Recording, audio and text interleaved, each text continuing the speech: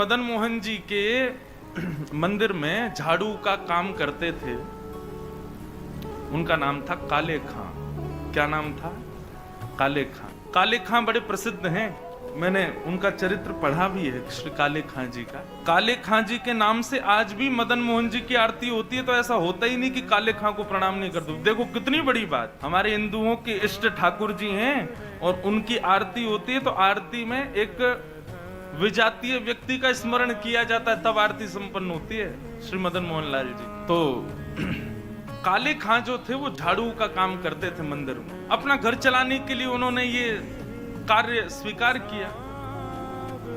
परंतु देखो यहां बहुत सारी बातें इसी कथा में सिद्ध हो जाएंगी। ठाकुर जी के प्रति प्रेम होने के लिए हमको हिंदू धर्म में होना, एक भक्त कुल में जन्म लेना, या हमारा एनवायरमेंट भक्ति युक्त होना जरूरी हो, ऐसा नहीं है। रैदास जी कहते हैं, सो ही सुहागन प्रिय जाहि रीझे। भक्ति वो ही कर सकता है जिससे ठाकुर जी रीझे हों। इसलिए अपने लिए ताली बजा लेना कि हम लोग कथा सुन रहे हैं, तो इसका मतलब ठाकुर जी हमसे रीझे। आप अपनी इच्छा से सुन ही नहीं सकते, मैं अपनी इच्छा से सुना ही नहीं सकता। यदि मैं बिहारी जी जा रहा हूं, मैं कथा में आ रहा हूं, मैं वृंदावन जा रहा हूं, तो इसका मतलब ये बात निश्चित है कि ठाकुर जी मुझसे प्रीति करते हैं, इसीलिए संभव है। वो नाराज हो जाएं तो हमारी मजाल क्या जो हम अपने बिस्तर से उठ के और कहीं नहा धो करके बिहारी जी भी चले जाएं? नहीं जा सकते। वो अपनी महफिल में हमको दाखिल कर लेते हैं, अपनी आंखों के आगे हमको खड़ा कर लेते हैं, इसका मतलब वो भी हमको देखना चाहते हैं, इसीलिए। तो काले खां एक विजातीय व्यक्ति, हिंदू भी नहीं था, केवल अपने घर को चलाने के लिए झाड़ू का काम करता था मंदिर के पास। इसी बहाने उसको कभी कभी मदन मोहन जी दिख जाते थे। अब देखते देखते झाड़ू लगाते लगाते अब उसकी आदत में आ गया कि अब वो बिना श्याम सुंदर को देखे रह नहीं पाता। रोज मंदिर में जाता, झाड़ू लगाता और पीछे सीढ़ियों पे ही खड़ा हो जाता। अंदर तो जाने की उसको अनुमति नहीं थी, तो वहीं से भीड़ जब इधर उधर होती थी तो बीच में से थोड़ी सी झांकी श्री मदन मोहन जी की उसको दिख जाती थी। मानो उसको ऐसा लगता था उसका हृदय परम शीतल हो गया हो, परम आनंदित हो गया हो। धीरे धीरे भक्ति प्रस्फुटित होने लगी हृदय में। अब तो ये स्थिति हो गई कि मंगला में पहुंच जाता और शयन करा के घर आता था वापस। और इससे परिणाम ये हुआ कि पत्नी जो थी काले खां की, वो बड़ी बरसती थी। परिवार के लोग उसको काफिर बोलते थे। बोले बताओ, जन्मा हमारे कुल में, कभी खुदा को तो याद करता नहीं, वहां पत्थर पूजने चला जाता है, इस प्रकार की बातें बोलते। लेकिन उसको किसी से कोई फर्क नहीं पड़ता। वो तो और आनंदित हो गया जब उसकी पत्नी उसके बिल्कुल विपरीत होती चली गई, तो वो तो और खुश हो गया। बोले बढ़िया है, जो बीच में दोपहर में भोजन करने घर जाता था, अब उसका भी मन नहीं करता मेरा। क्यों? चिक चिक करेगी, लड़ेगी मुझसे, इससे बढ़िया मंदिर में पड़े रहो। अच्छा एक बात कहें, मैं अपनी कथा में कहा करता हूं, हमारे संबंधी यदि अनुकूल हों तो ये बिहारी जी की कृपा, लेकिन हमारे संबंधी यदि प्रतिकूल हों तो ये समझो बिहारी जी की डबल कृपा है। कथा में 3 प्रकार के लोग आते हैं। पहले इच्छुक, दूसरे आमंत्रित, जिनको निमंत्रण आमंत्रण भेजा गया है, और तीसरे जो घर परिवार और संसार से दुखी हैं। 3 प्रकार के लोग कथा में आते हैं। यहाँ हो सकता है एक आध लोग ऐसे बैठे हो कि घर जाएंगे तो क्या, कुछ नहीं, सब लड़ेंगे झगड़ेंगे, पीछे पड़े रहे, इससे बड़े कथा में ही बैठे रहो। तो मंदिर कथाओं में जाने वाले 3 प्रकार के लोग होते हैं, इच्छुक भक्त, आमंत्रित और दुखी दुखियारे बेचारे।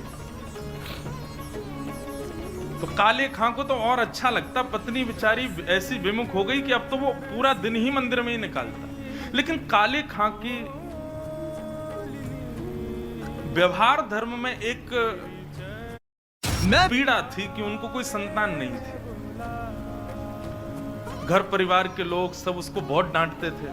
बोले अरे तू खुदा को भजा कर, वो तुझको संतान देंगे, वो तेरे को बेटा देंगे, तू किसको भजने चला जाता है, खुदा को पुकारता ही नहीं है, इसीलिए तो तेरे बालक नहीं हो रहा। तो रोज की इतनी चिकचिक हो गई कि काले खां एक दिन मंदिर गया, मदन मोहन जी का श्रृंगार दर्शन कर रहा था, दूर खड़े खड़े बोले, हे मदन मोहन लाल जी, मुझे पुत्र की कामना नहीं है, मुझे संतान की कामना नहीं है, पर आपकी भक्ति करने में, आपसे प्रेम करने में बाधा बनती है मेरे परिवार के लोगों की बातें, और वो बातें तभी खत्म होंगी जब मेरे घर एक पुत्र हो जाए। हे नाथ, मुझे पुत्र की कामना नहीं, मेरी कामना तो ये कि सब चुप हो जाएं और मैं आपकी भक्ति करता रहूं, इसके लिए आप मुझे एक पुत्र दे दो। और कृपा ऐसी हुई कि कहां परिवार के लोगों ने जब ज्यादा बोलना प्रारंभ किया, तभी खबर आई कि काले खां की पत्नी जो है वो गर्भवती। पहले तो आधे लोगों के मुंह बंद हो गए। काले खां भी सबको बोल देते, बोले तुम लोग कहते हो खुदा को भजो तभी बालक होगा, दो मेरे मदन मोहन लाल जी ने भेज दी संतान, अब देखना होगी। फिर ये हुई कि अब बेटी हुई तो समझेंगे कि इसके ठाकुर जी ने दी, बेटा हुआ तो समझेंगे हमारे खुदा ने दिया। बोले ऐसा नहीं, ये तो हमारे ठाकुर जी कृपा करेंगे, उन्हीं की कृपा से ही हो रहा है। और काले खां के यहां पर एक पुत्र ने जन्म लिया। जन्म लेते ही महाराज काले खां बड़ा खुश, इसलिए नहीं कि पुत्र हुआ, इसलिए कि अब सबके मुंह बंद हो गए, अब मुझसे कोई कुछ नहीं कहेगा, अब मैं निरंतर मदन मोहन लाल जी का खूब दर्शन किया करूंगा। लेकिन हमारे ठाकुर जी सीधी सीधी जीवन जिए कोई, इससे ठाकुर जी को आनंद नहीं आता। हमें बिहारी जी बड़े चतुर हैं, खुद टेढ़े हैं तो इसलिए भक्तों का भी जीवन टेढ़ा मेढ़ा ही कर देते हैं। ये बात आप सबने अनुभव की होगी। जीवन में अगर 10-15 दिन बड़े खुशी खुशी निकल जाएं तो चिंता और बन जाती है, अब पता नहीं क्या होने वाला है, 10 दिन से कुछ हुआ नहीं है मेरे साथ, निश्चित कुछ तो होगा। अब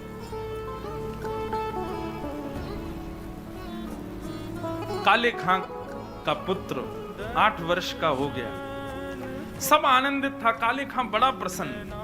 अब तो जन्माष्टमी भी मनाता है, राधाष्टमी भी मनाता है, रामनवमी भी मनाता है, घर वालों को नहीं बताता, बस मंदिर में जाके सब उत्सव होते हैं उसमें आनंद करता है। 8 वर्ष का बालक काले खां का यमुना जी के तट पर, नदी के तट पर कहीं खेल रहा था अपने मित्रों के साथ, और एक सर्प ने उसको डस दिया। सर्प के डसते ही महाराज नीला पड़ गया उसका पुत्र, बेहोश होके गिर गया। बालक दौड़े दौड़े गए काले खां के घर, काले खां तो मंदिर में था, उसकी पत्नी को जाके बताया।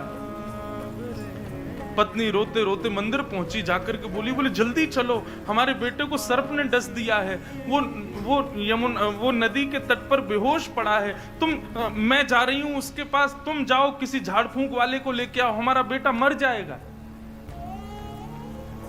लेकिन काले खां व्यस्त था ठाकुर जी की श्रृंगार आरती में, श्रृंगार आरती हो रही थी।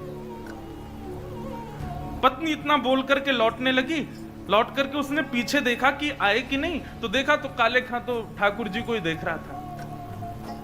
पत्नी जाकर के बरसने लगी, बोले तुमको अभी भी यही दिख रहे हैं? अरे हमारा बेटा मरने वाला है, देरी करोगे, कोई झाड़ फूंक वाला नहीं पहुंचा तो उसकी मृत्यु हो जाएगी। लेकिन काले खां तो अभी भी मदन मोहन जी को ही देख रहे थे। पत्नी ने कहा, यदि मेरे पुत्र को कुछ हो गया ना तो फिर देखना मैं क्या करती, तुम्हें और तुम्हारे इस मदन मोहन को दोनों को देखूंगी मैं। ऐसा कहकर के पत्नी तो चली गई, काले खां वहीं खड़े रहे, नेत्रों से अविरल अश्रुधार बहाने लगे, इसलिए नहीं कि पुत्र को सर्प ने डसा, इसलिए हे मदन मोहन लाल, क्यों आप चैन से नहीं बैठने देते मुझको, क्यों आप चैन से मुझे दर्शन नहीं करने देते? ये सब मुझे पता है आपकी लीलाएं हैं, और ये सब क्यों करते हो ये भी मुझे पता है, मुझे परखने के लिए कि मैं अपनी स्थिति से च्युत तो नहीं हो रहा कहीं।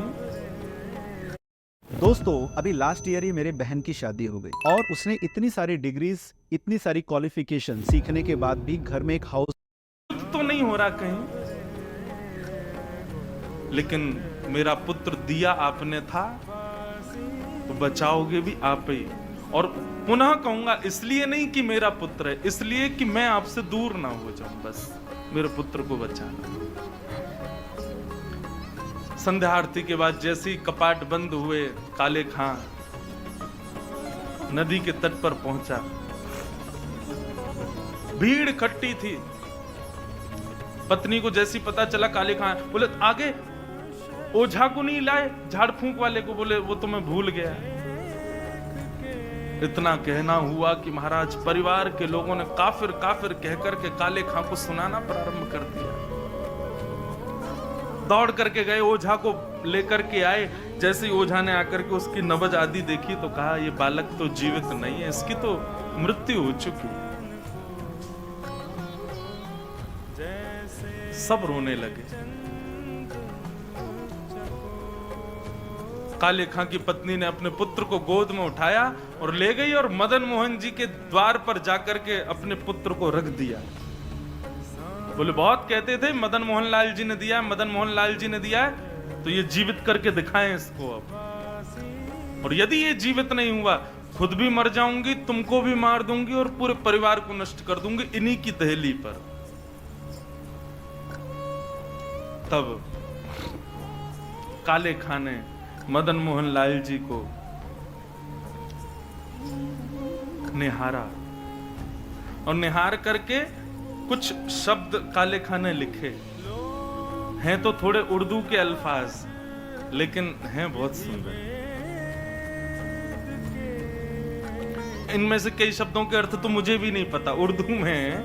पर एक बात कहें, भक्त की जब चरमोत्कृष्ट भक्ति हो जाती है ना, तो उसकी भक्ति शब्दों के रूप में निकलने लगती है।